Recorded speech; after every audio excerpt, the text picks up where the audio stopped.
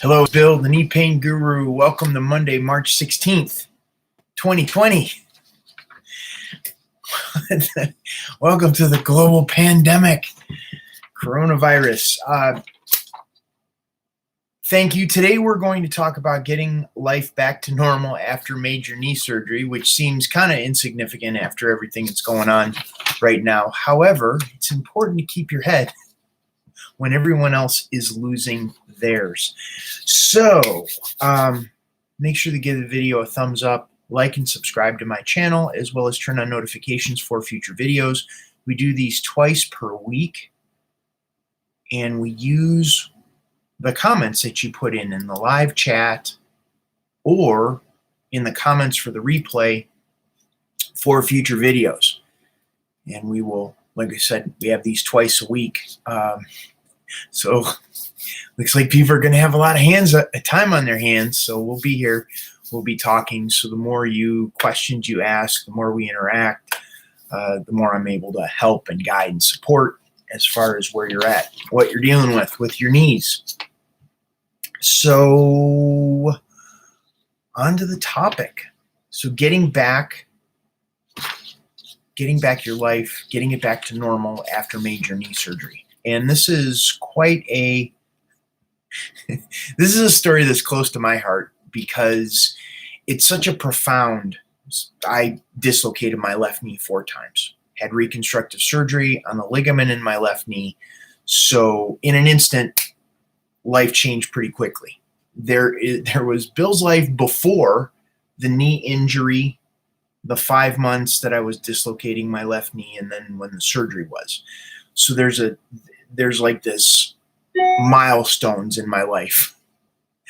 And it's important to understand that when you tear a ligament in your knee, you have a major knee surgery, even if it's just an arthroscopic surgery or you're doing the full Monty and doing the knee replacement surgery, there's life before and then there's life after. Like June of '99 is when I had my knee surgery. That's when it happened. And my life before that was very different than my life afterwards. So it's understanding the magnitude. If you don't understand the magnitude, I'm here to tell you that there is a significant magnitude in the experience of having a major surgery. What I thought it was going to be, like life was going to be like, or how that was going to impact me, it was greater than I would have imagined. And there's been layers of stuff that I've been working through since then. To give you, for instance, there's pins. There's a pin in the bone in my lower leg and a pin in the bone in my upper leg. And that's what's holding the patella tendon that they sliced out of right below my kneecap to recreate the ligament that I tore in my left knee. Never occurred to me that I would be able to feel those pins, but I can. And if I push around, they feel like a burning, stinging, like a bee is in there, kind of stinging my leg. But it's only when I push on. So there's things that are different. There's things that are just not going to be the same on the other side of that. Let's see. Ruby says, I inject Crespine injection in knee, but no improvement. I'm in acute pain. What can I do? You can't afford surgery. Well, I'll get to that in just a moment. If you do have questions, please put those in the live chat, and I'll address those after this short presentation. I think the big thing is to get that life's going to be very different, and how it's going to be different for you is going to be than how it was different for me. I had 2 pieces of meniscus taken out of my left knee as well. So there are some ways that I can, and it changes as I work through these tension patterns that are, once again, it's layers. It's like peeling back an onion. There's a different layer each time you go deeper with the awareness and understanding of what's going on in your knee and in your body. that there are certain ways that I could step, maybe on uneven terrain or twist or turn. I did it last year in a field, and all of a sudden the knee will slide a little bit. There'd be a little bit of sliding there, and it gives you a little bit of pause. And what you do is, it's important to take each moment like brand new. Like Eckhart Tolle's The Power of Now. All we can do is be present to what's happening at the moment. There is no past, there is no future. So whatever your knee offers you each day is what you have to work with. And in the beginning, there's going to be lots of swelling and pain and stiffness and discomfort. And the best thing you can do in that place is to take care of yourself. You're breaking down your experience into how can I take care of my knee and take care of my body the most in this moment right now. And where I see a lot of clients, a lot of people suffering with knee pain mess things up is that they think, well, I did so much yesterday, I'm going to do more today. If I did this much today, I'm going to do more tomorrow. And they keep pushing on that or building on that, which is good. And it's important to build things, but it's also important to pull back. We want to get the life back to normal. Understand that normal is different than before the surgery, than before the injury. It's a different normal. Your normal is going to be unique to you based on your activity level and things you have to get done and family and all of those things. There's a lot of factors that go into your experience of your knee being normal. And there are a couple of patterns that I see that really shoot people in the foot in the process of getting recovered. One is continuing to push, not allowing their body to be recovered or rest before they push it again, and then not being present to what's going on. They're like, oh, they have a fear. They'll go into an exercise or a stretch or an activity, and they're like, oh, if I go on this hike, I know my knee is going to hurt for a long time. If I do this exercise, I know this is really going to bother me. And they go ahead and do it anyways. They're not present with themselves as to what's going on. And what ends up happening is it sets them back in the process. And you can think of using your body's ability to recover as like a range. You want to push, but you don't want to push to a point where it's going to set you back in the process. So you want to push to that limit, and sometimes you overdo it. I did it a number of times, and it's tricky. There was someone I was reading in a support group the other day. There was a woman who did exercise. She was told to exercise by her physical therapist. Did what the physical therapist said, but she was in such pain on the other side of that it was like she wished she didn't do what the physical therapist had said. And that is what I'm talking about. The body is designed to be pushed. We need to push it. We also need to be intelligent about the pushing, so we're not pushing ourselves to a point of no return, or pushing to a point where we kind of break the system or there's difficulty in the process. Is this making sense? We got a few people on the line here. If you like the video, give it a thumbs up, like and subscribe to my channel, turn on notifications for future videos. You have questions, please enter those in the chat and I will address those in just a moment. But I wanted to give you an idea. Some people that are listening to this have already been through a major knee surgery and they're like, now what? Other people, they're looking to have a major knee surgery and there's like, okay, well, what am I going to deal with? So it's important to kind of wrap your head around this experience. And talking in hypotheticals is sometimes a little challenging until you have real solid questions. So we're going to move on to questions now. We have a question here from Ruby. This Crespine injection, I've never heard of the Crespine injection, and I don't know if it's a typo or it's a specific type of injection that you experienced in your knee. If you can clarify that, that would be helpful.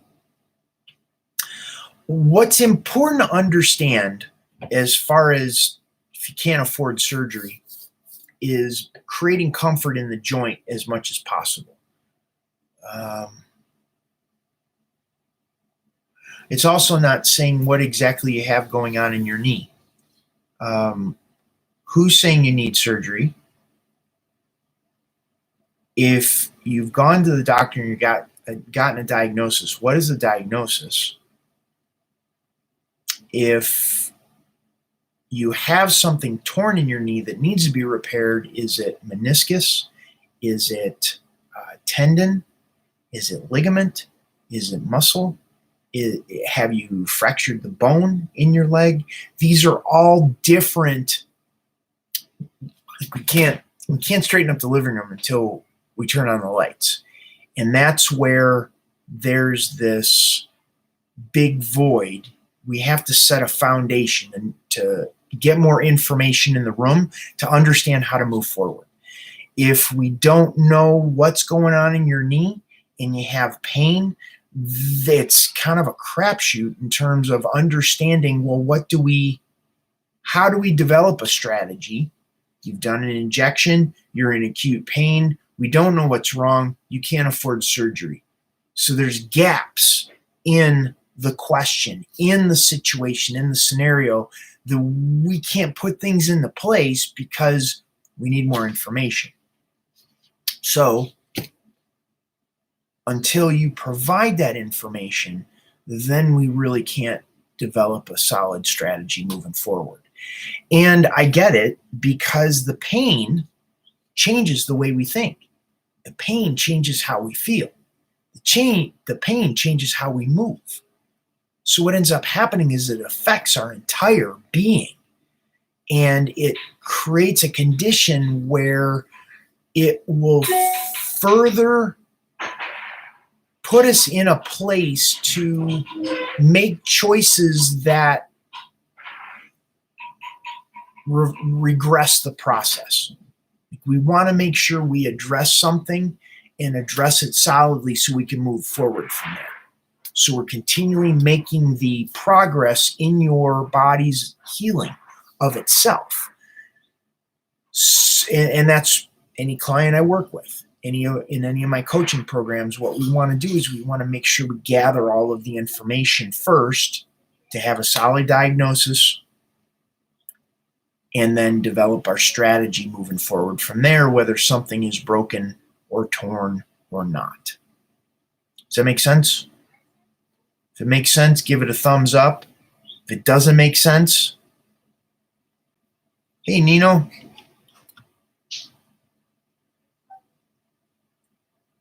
Yeah, so ask questions. If it makes sense, great. Give it a thumbs up. If it doesn't make sense, ask a question for clarification. And that's what's important. I've also seen a mental pattern with those that are suffering with pain is they kind of isolate. And they isolate, they don't ask questions, they don't engage, they don't reach out. And then it kind of perpetuates the cycle that they're trying to get out of. And they're actually creating the situation that doesn't allow them to get better. Okay. Been here coming up on 15 minutes. If you want an action step from here, you can head over to my website, thekneepainguru.com, get on my newsletter list. If you're already on my newsletter list, there was a link in this email that sent you over here that you can click on for further information and support. Either way, I'm here to help. But you got to engage. It's like anything else in life. You get out what you put in. So if you don't put anything in it, well, that's kind of how it goes.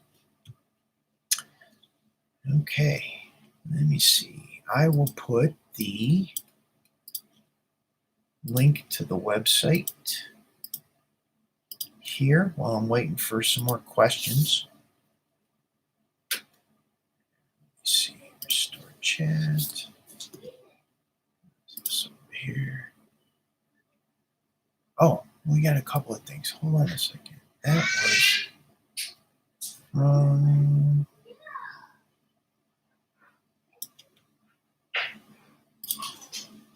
okay, here we go. There is the website. Check that out. It'll also be in the description.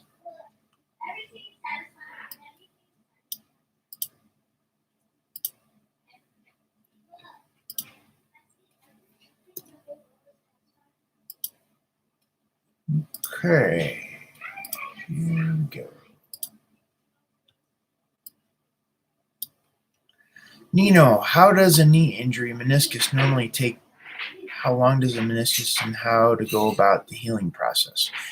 Nino, it's important to understand the nature of your question.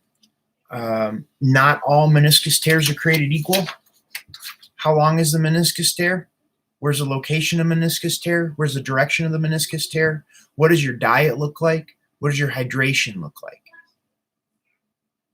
Those are a lot of variables there that are going to determine whether or not the meniscus can heal, whether it needs surgery or not, whether it can have surgery or not. There's just a lot of variables in your question that need to be considered. I believe I have on my YouTube channel, I'm looking for it right now. I did one on this very topic that I'll pop over here for you.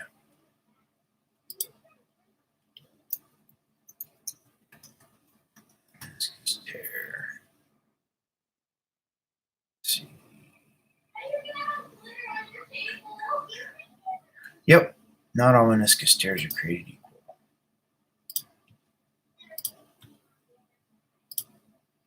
Here you go, Nino.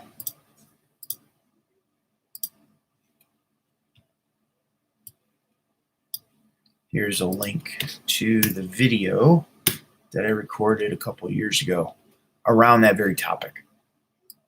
Because, yeah, you think of a meniscus tear like a hangnail. Depends on where you tear it. Doctors will say meniscus tears don't heal, yet they do a number of procedures to get them to grow back. So they kind of contradict themselves in the process of that. So check out that video. If you have more questions, you can post it underneath that video. Welcome, everyone. I have a few more people that have shown up.